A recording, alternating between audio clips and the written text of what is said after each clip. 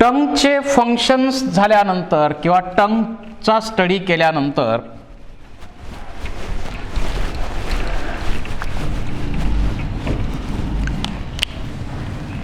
Tooth,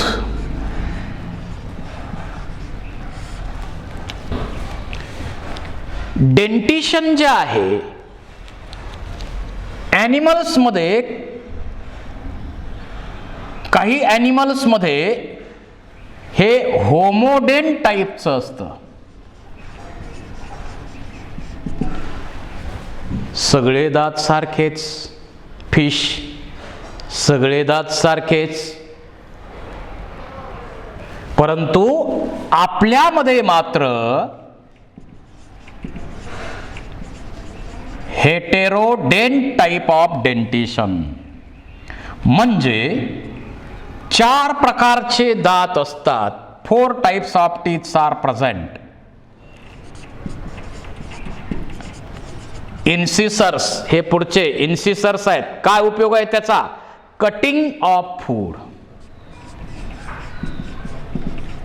cutting of food. साइडला टोकदार कॅनाइन्स. टिअरिंग, टिअरिंग म्हणजे फाडणे, ऊस सोलतो आपण त्याच्यासाठी. आणि त्याच्यानंतर प्रीमोलार्स आणि मोलार्स यांचा उपयोग होतो grinding of food. Incisors, canines, premolar, molar, 4 टाईपचे टीथ असल्यामुळं त्याला आपण म्हणतो हेटेरोडेंट टाइप ऑफ डेंटिशन. त्यानंतर पुढं फीचर आहे डायफोडेंट टाइप ऑफ डेंटिशन. डायफोडेंट म्हणजे प्रत्येकाला लाईफमध्ये 2 सेट मिळतात. मिल्क टीथचा सेट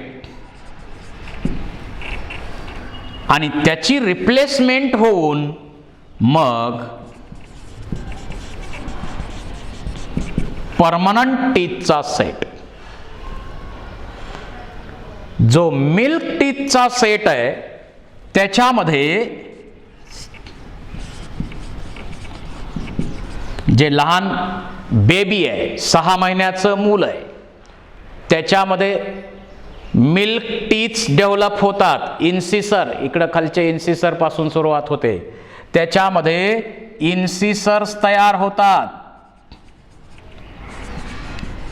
कॅनाइन्स तयार होतात आणि 2 molars at the place of premolar. जिथं आपले प्रीमोलार आहेत त्या जागी 2 मोलार येत असतात आणि म्हणून त्यांचा डेंटल फॉर्म्युला जो आहे तो काय होतो? 2 1 0 2 डिवायडेड बाय 2 1 0 2. म्हणजे वरच्या जबड्याचा हाफ पार्ट आपण पाहिला तर 2 इन्सिसर्स, 1 कॅनाइन. प्रीमोलार त्याच्यात नसतातच. प्रीमोलार्स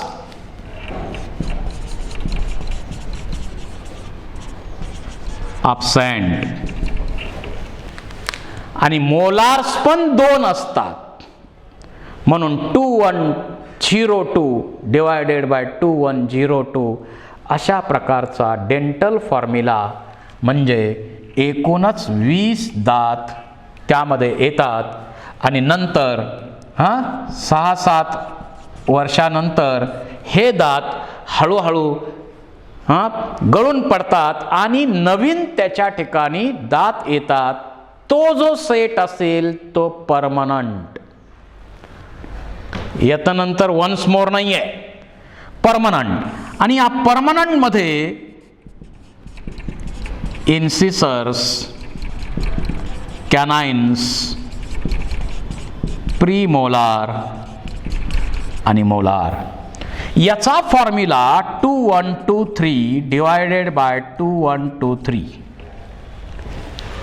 वरचा अर्धा जबडा विचारात घेतला तर 2 इन्सिसर्स, 1 कॅनाइन, 2 प्रीमोलार आणि 3 मोलार. आणि खालच्या जबड्याचा हाफ पार्ट घेतला तर तसं असा हा डेंट 32. आपल्यामध्ये 32 दात आहेत, पण सगळ्यांमध्ये 32 आहेत का? मॅक्झिमम टीथ कोणामध्ये आहेत?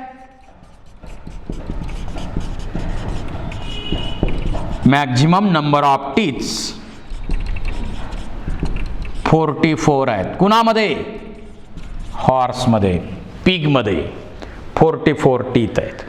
आपल्यामध्ये मात्र 32 आहेत. आपल्यामध्ये 32 आहेत. त्याच्यामध्ये शेवटची जी दाढ आहे, सर्वात आतली दाढ, त्या मोलारला आपण म्हणतो, लास्ट मोलारला आपण म्हणतो विस्डम टीथ, अक्कल दाढ. म्हणजे 18 वर्षानंतर येणार.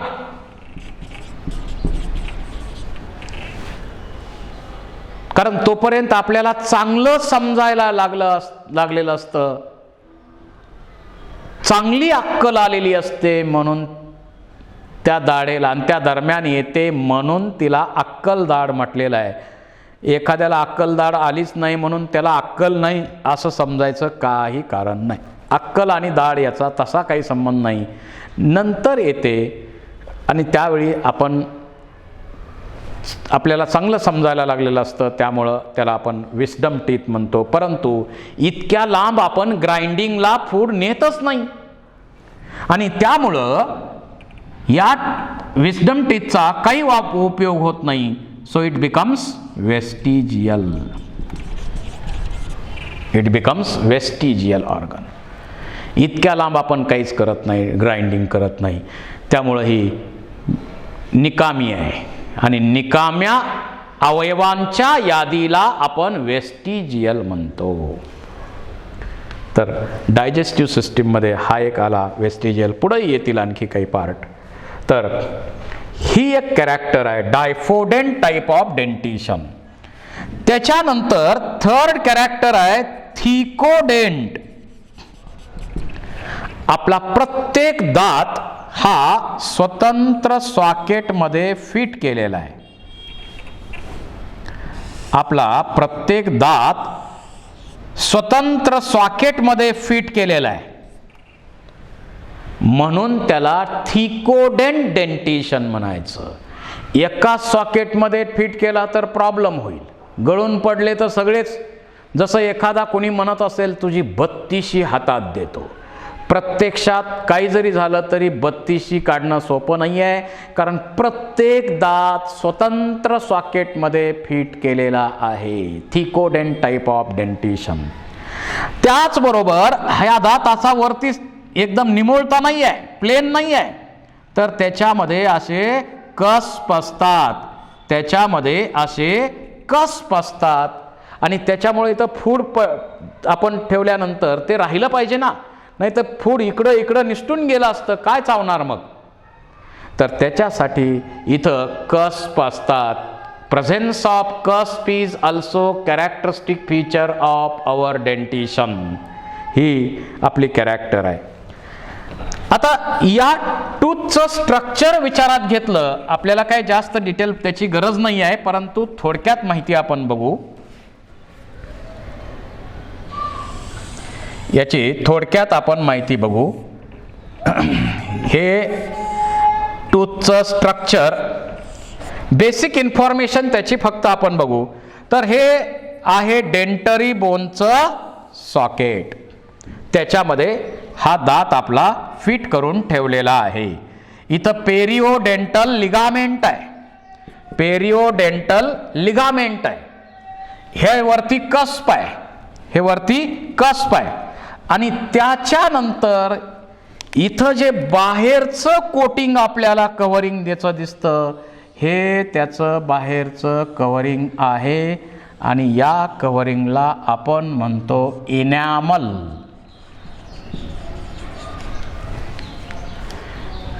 Hardest material in our body. याच्यामध्ये कॅल्शियम डिपॉझिट भरपूर झालेलं आहे. Question may ask which of the following is hardest material in our body. तर इनॅमल हे बॉडीमध्ये सर्वात हार्डेस्ट मटेरियल आहे. त्याच्यानंतरचा हा जो पार्ट येतो त्या पार्टला आपण म्हणतो डेंटाइन.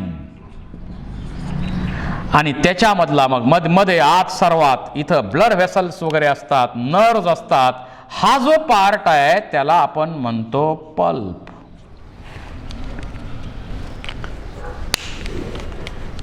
तर ज्यावेळी डेंटल काही प्रॉब्लेम होतात ते इथं थोडंसं नक्षीकाम करतात.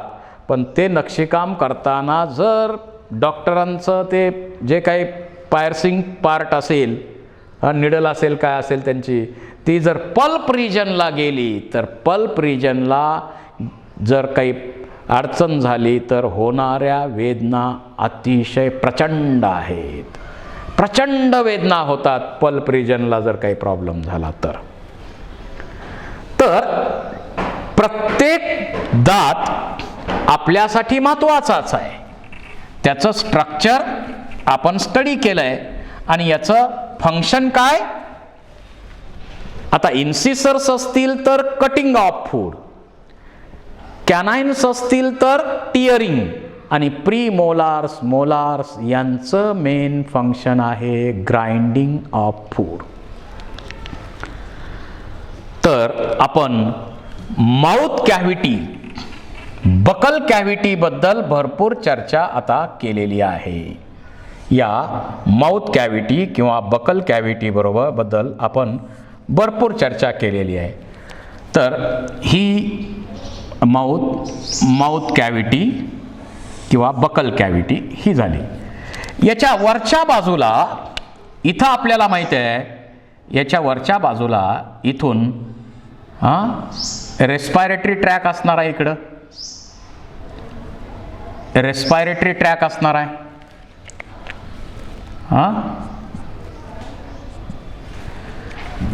रेस्पायरेटरी ट्रॅक इकडचा, आणि डायजेस्टिव्ह आणि रेस्पायरेटरी ट्रॅक इथं आता एकत्र येणार आहेत. म्हणून आपण जरा थोडं त्याचे डिटेल्स बघूया आता.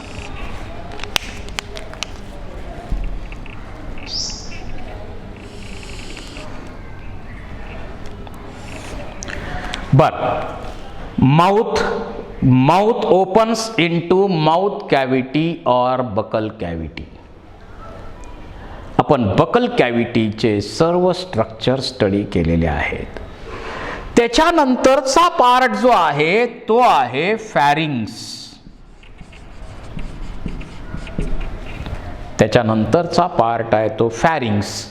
त्या फॅरिंग्सचा हा अप्पर पार्ट जो आहे त्याचं डिफरन्सिएशन 3 पार्टमध्ये झालेलं आहे. तर हा वरचा भाग जो आहे त्याला आपण म्हणतो नेझोफॅरिंग्स. हा जो मधला पार्ट आहे त्याला आपण म्हणतो ओरोफॅरिंग्स. ओरोफॅरिंग्स त्याला आपण ओरोफॅरिंग्स म्हणतो.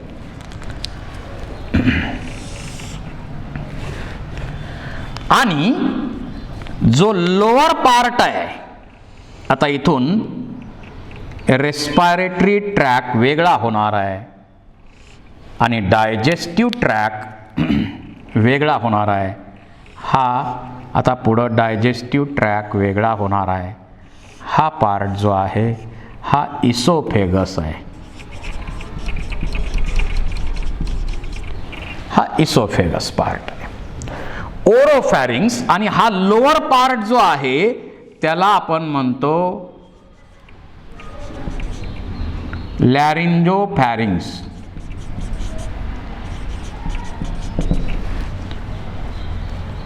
तर इथं जे नेझोफॅरिंग्स आहे या भागात लाइनिंग कशाचं आहे? या फॅरिंग्समध्ये नॉन केरेटिनाइज्ड, नॉन केरेटिनाइज्ड इपिथेलियल सेलचं लाइनिंग या फॅरिंग्स रिजन मध्ये आहे. वरचं जो नेझो फॅरिंग्स आहे त्या नेझो फॅरिंग्स मध्ये इथं इंटरनल नेअर्स आहेत, इंटरनल नेअर्स आहेत. इकडं पुढं नाकामध्ये हे जसे एक्सटर्नल नेअर आहेत तसे आत गेल्यानंतर इंटरनल नेअर्स आहेत. आणि याला या ठिकाणी एक छोटं स्ट्रक्चर आहे. हे छोटंसं स्ट्रक्चर इथं दिसतंय, याला युवल्वा, युवल्वा. इथून आपण फूड गिळत असताना ते फूड या ट्रॅकमध्ये या इंटरनल नेअर्स मध्ये आत जाऊ नये त्याच्यासाठी या ठिकाणी एक स्ट्रक्चर आपल्याला दिसतं, त्याला युवल्वा असं आपण म्हणतो. हा मधला पार्ट जो आहे ओरोफॅरिंग्स, आता या ओरोफॅरिंग्स आणि खालचा पार्ट आहे लॅरिंजोफॅरिंग्स. तर या नेझोफॅरिंग्सच्या ठिकाणी इथं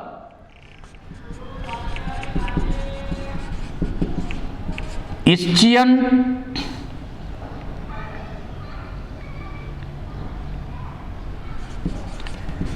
ट्यूब असते आणि मग आपल्या कानाला इयरचा पार्ट जो आहे तिकडं ही ट्यूब जोडलेली असते, इस्चियस ट्यूब. प्रेशर मेंटेन करण्यासाठी त्याचा उपयोग केला जातो. हा मधला पार्ट जो आहे तो ओरोफॅरिंग्स आहे. It is a cross road, actual cross road of digestive and respiratory system. Digestive आणि रेस्पायरेटरी सिस्टीमचा हा क्रॉस रोड आहे. कसं काम करतं आपण बघू नंतर. खालचा भाग लॅरिंजोफॅरिंग्स, आपण आता तो पार्ट थोडासा बाजूला ठेवू, त्याचे डिटेल्स बघू. इथं हा जो रेस्पायरेटरी ट्रॅक आहे त्याचं इथं हा ट्रॅकी आहे. इथं साऊंड बॉक्स आहे आपला, ह्या साऊंड बॉक्स आहे, याला आपण लॅरिंग्स म्हणतो. हा ट्रॅकिया आहे आणि याचं जे ओपनिंग आहे त्या ओपनिंगला आपण म्हणतो ग्लॉटिस, ग्लॉटिस. आणि या ग्लॉटिस वरती एक मसलची फ्लॅप बसवलेली आहे. या मसलच्या फ्लॅपला आपण म्हणतो इपिग्लॉटिस, इपिग्लॉटिस. आणि इसोफेगसचं जे ओपनिंग इथं स्टार्ट होतं त्या ओपनिंगला म्हणायचं गलेट. इथून इसोफेगस सुरू होणार.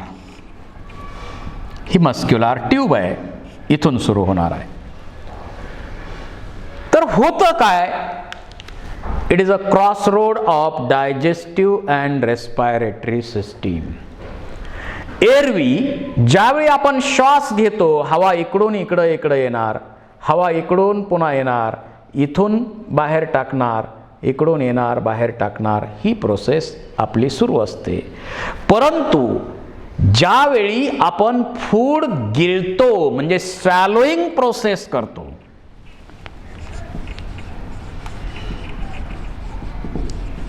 ज्यावेळी स्वॅलोइंगची प्रोसेस आपण करतो, फूड गिळतो, त्या दरम्यान काय होतं?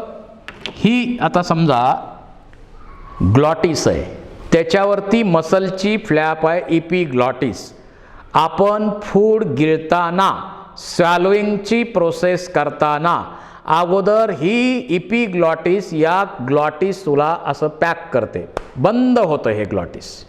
इपिग्लॉटिस मुळे बंद झालं आणि बंद झाल्यानंतर मग हे फूड, हा जो बोलस आहे, हा जो बोलस नावाचा हे बोलस म्हणतो आपण फूड, हे फूड या मार्गानं पुढं पाठवलं जातं. आणि फूड पुढं गेलं की पुन्हा ही इपिग्लॉटिस अशी होणार, फूड जाताना बंद होणार, पुन्हा असं होणार. आणि एरवी श्वास मात्र इकडून जातोय असा आणि इकडून इकडं जातोय, म्हणजे हा काय झाला, चौक झाला, क्रॉस रोड झाला. जसं एखादा चौक असतो, इकडं जाणारे रस्ते, इकडं जाणारे रस्ते, चौक तिथं आपण पाहतो. आणि मग त्या ठिकाणी ट्रॅफिक मॅनेजमेंट करणं गरजेचं आहे. Epiglottis acts as a traffic police. एका वेळी एकच मार्ग चालू ठेवण्याचं काम इपिग्लॉटिस करणार. आणि त्याच्या बरोबरीनं या ठिकाणी अनेक प्रकार, या ठिकाणी 6 टॉन्सिल्स असतात. या ठिकाणी 6 काय आहेत, टॉन्सिल्स आहेत. तर मी हे नाव डिलीट करतो इथलं लिहिण्यासाठी. 6 टॉन्सिल्स आहेत. टॉन्सिल इथंही आहेत का, टॉन्सिल हे आपले प्रत्येक चेकपोस्टवर बसवलेले सुरक्षा रक्षक आहेत, गार्ड आहेत. ते कोणी जर शत्रू चालला तर त्याला मारण्यासाठी ते गार्ड आहेत, इथंही ते आहेत. तर अशा प्रकारे फॅरिंग्स हा पार्ट आपल्यामध्ये आहे आणि त्याचे कंपोनंट्स याप्रमाणे. त्यानंतर पुढचा पार्ट येतो तो आहे इसोफेगस. हा इसोफेगस. आणि इसोफेगस ओपन होणार स्टमक मध्ये. इसोफेगस एक मस्क्युलर डक्ट आहे, 25 सेंटीमीटर इन लेंथ, 25 सेंटीमीटर लांबीची ही एक डक्ट आहे. या डक्टचं वरचं ओपनिंग जे आहे त्या ओपनिंगला आपण म्हणतो गलेट. आणि इथला 1/3 पार्ट जो आहे तो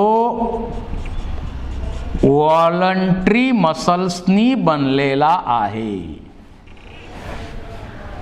त्याच्यानंतरचा 1/3 पार्ट आहे तो व्हॉलंटरी प्लस स्मूथ मसल्सनी बनलेला आहे. आणि शेवटी 1/3 पार्ट आहे तो स्मूथ मसल्सनी बनलेला असतो. आणि इथं वरच्या बाजूला एक स्पिंक्टर आहे. वरच्या बाजूला इथं एक स्पिंक्टर आहे. ही जी स्पिंक्टर आहे, आता बाकीचे हे पार्ट मी रिमूव्ह करतो. हे स्पिंक्टर आहे. या स्पिंक्टर अप्पर स्पिंक्टर म्हणू आपण त्याला, अप्पर इसोफेजियल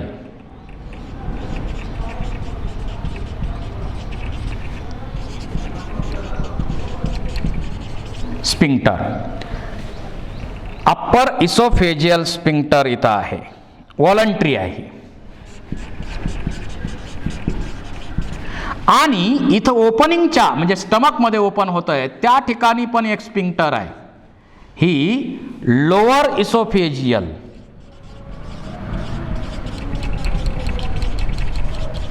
इसोफेजियल आहे.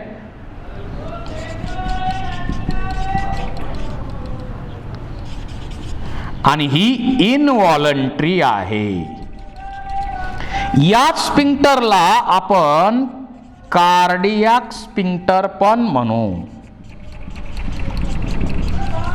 या स्पिंक्टरला आपण कार्डियाक स्पिंक्टर म्हणतो. तर अशा प्रकारे इसोफेगसचं स्ट्रक्चर आहे. यामध्ये डायजेशनची प्रोसेस होते का? No digestion in oesophagus. इसोफेगसमध्ये डायजेशनची कुठलीही प्रोसेस होत नाही. फक्त it is a passage of food.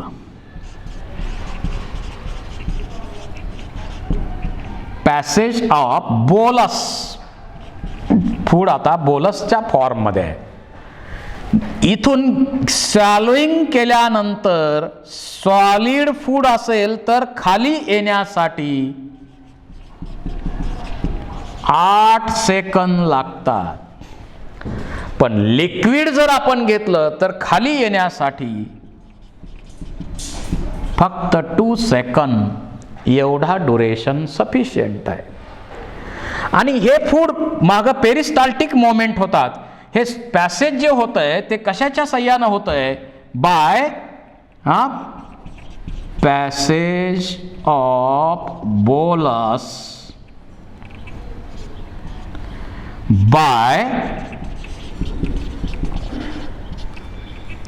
Peristalsis. Peristaltic पुढं पुढं पुढं पुढं ढकलत ढकलत ढकलत ढकलत पेरिस्टाल्टिक मोमेंट करत या इसोफेगसमधून बोलसच्या फॉर्ममध्ये असलेलं फूड पुढं स्टमकमध्ये जाणार आहे.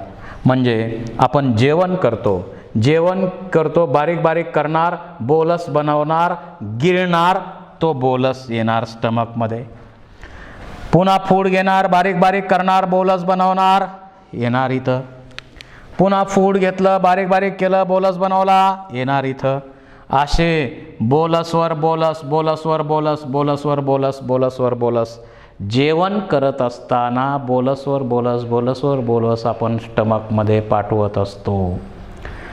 सॉलिड असतील तर 8 सेकंद एक बोलस यायला लागेल. लिक्विड असेल तर 2 सेकंदात ते येईल. इसोफेगस याप्रमाणे. त्याच्यानंतर आपल्या upper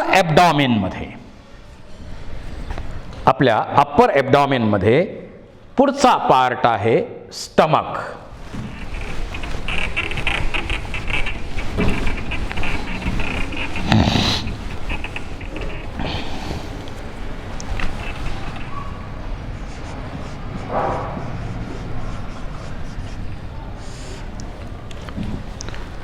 stomach muscular organ bag आहे ही. कुठं आहे ती? अप्पर ॲब्डॉमेन. ॲब्डॉमेनचा वरचा भाग, या भागात स्टमक आहे. या भागात स्टमक आहे. आणि या स्टमकमध्ये कोण ओपन होत आहे? या स्टमकमध्ये कोण ओपन होत आहे? तर इसोफेगस ओपन होणार.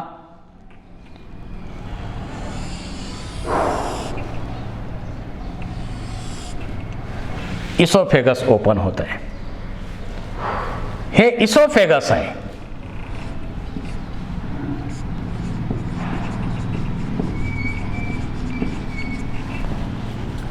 आणि इथं आपल्याला तर सांगितलंय कार्डियाक स्फिंक्टर आहे.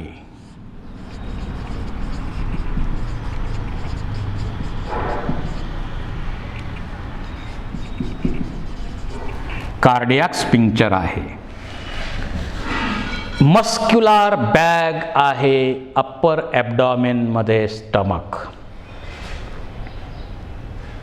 आपलं स्टमक हायली स्पेशलाइज्ड आहे. या स्टमक मध्ये 4 पार्ट्स आहेत. हा जो पार्ट दिसतो त्याला आपण म्हणतो, त्याला काय म्हणतो? Cardiac stomach. त्याच्यानंतर हा फुगलेला हा पार्ट दिसतो त्याला आपण म्हणतो फंडिक स्टमक, ज्याच्यामध्ये इथं गॅस जमा होतो. त्याच्यानंतर हा पार्ट आहे त्याला नाव आहे बॉडी ऑफ स्टमक. आणि दुसरं टोक जे त्याचं आहे त्याला आपण म्हणतो पायलॉरिक स्टमक. या पायलॉरिक स्टमकच्या ठिकाणी